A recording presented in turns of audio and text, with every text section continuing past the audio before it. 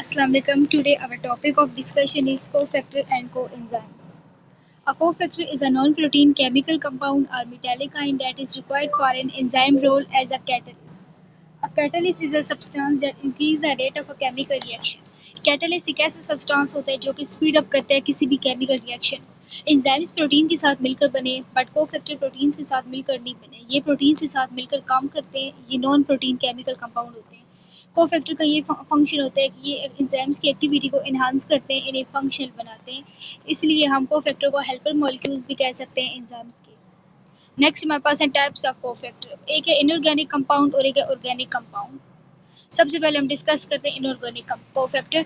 An inorganic cofactor encompasses small molecule which are non-protein in nature that assist enzyme to carry out their respective tasks. In human, this list commonly include iron, magnesium, manganese, cobalt, copper, zinc and molybdenum. Inorganic cofactors में हमारे पास positive और negative दोनों metal ions आ जाते हैं। इन्हें हम partners कहते हैं एंजाइम्स का।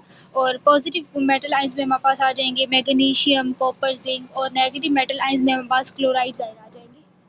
आगे टाइप्स ऑफ इनऑर्गेनिक कोफैक्टर। सबसे पहले हमारे साथ आता है metalloenzymes. Metalloenzymes are enzyme protein containing metal ions which are directly bound to the protein or to enzyme bound non protein compound prosthetic group. Metallo enzymes हम enzyme कहते हैं proteins की जो कि मेटल आइंस कंटेन करती हैं और ये डायरेक्टली बाउंड होती हैं प्रोटीन्स के साथ और ये नॉन प्रोटीन केमिकल कंपाउंड होते हैं जैसे कि प्रोस्थेटिक ग्रुप। अगले हमारे पास metal activated enzymes. Metal activated enzymes are enzymes that have an increase activity due to the presence of metal ions. यानी कि मेटल आयंस की प्रेजेंस की वजह से जो एंजाइम्स की एक्टिविटी इंक्रीज होती है उसे हम मेटल एक्टिवेटेड एंजाइम कहते हैं।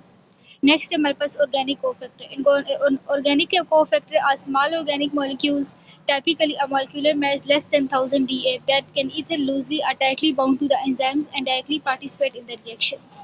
यानी ऑर्गेनिक कोफैक्टर हमारे पास स्मॉल ऑर्गेनिक मॉलिक्यूल्स आ जाते हैं 10,000 Da से लेस और जो कि एंजाइम के साथ टाइटली और लूजली बॉन्ड बनाते हैं और डायरेक्टली पार्टिसिपेट करते हैं रिएक्शन में। ऐसे एंजाइम्स को हम ऑर्गेनिक कोफैक्टर कहते हैं। आगे हमारे पास टाइप्स ऑफ ऑर्गेनिक कोफैक्टर।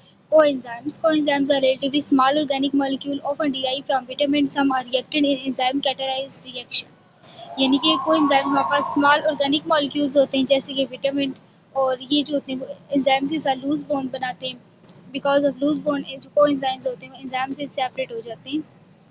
आगे हमारे पास apoenzyme. An enzyme without coenzyme is called apoenzyme. Without coenzymes the cofactor enzymes can not catalyse reaction effectively. If reaction cannot occur at normal catalyzed rate, then an organism will have difficulty sustaining life. यानी कि जो ऐसे enzyme जिनके पास कोई enzymes नहीं होते हैं उन्हें हम एपो एंजाइम्स कहते हैं। और कोफैक्टर को एंजाइम्स के बगैर एंजाइम जो रिएक्शन होते हैं वो ठीक से कैटलाइज नहीं हो सकते।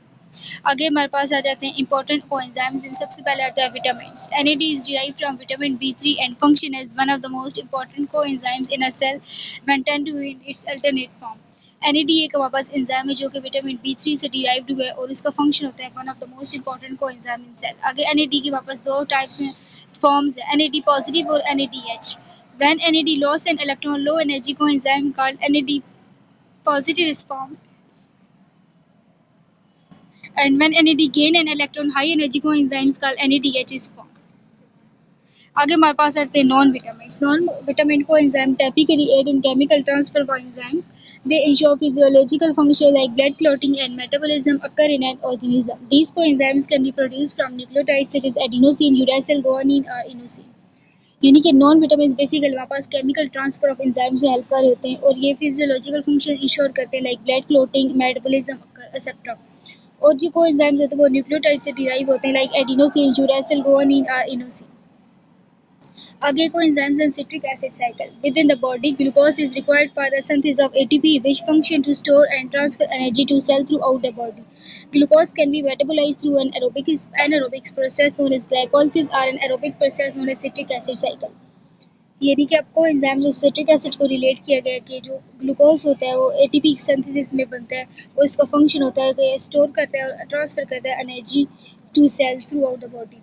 और ग्लूकोज जब in the absence of oxygen में प्रोड्यूस होगा तो उसे हम ग्लाइकोलिसिस कहेंगे और जो प्रेजेंस ऑफ ऑक्सीजन में होगा तो उसे हम कहेंगे सिट्रिक एसिड साइकिल। आगे डायग्राम कीजिए सिट्रिक एसिड साइकिल वाज़िया की गई है।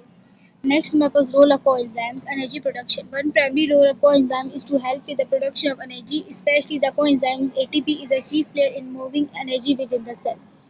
यानी कि बेसिक रोल होता है जो कोएंजाइम्स का वो होता है एनर्जी प्रोडक्शन के अंदर। ATP structure has 3 phosphate group when the last one is cleaved out, the process is known as hydrolysis. Again, my first transferring group. Coenzymes also help in transferring definite group of atom from one molecule to another, such as hydrogen transfer. The activity of hydrogen atom from one part of the cell or organelle to another. It is essential to many processes containing the reproduction of ATP molecule. यानी को enzyme जो होते हैं वो transferring करते हैं group में भी हेल्प कर रहे होते हैं सच एज हाइड्रोजन ट्रांसफर। इसमें जो एक्टिविटी होती है हाइड्रोजन आइटम की वो एक सेल से दूसरे सेल में ट्रांसफर होती है और ये मैनी प्रोसेस के लिए एसेंशियल होता है जैसे कि एटीपी की रिप्रोडक्शन के लिए। That's all. Thank you so much. I hope you all understand. Allah Hafiz.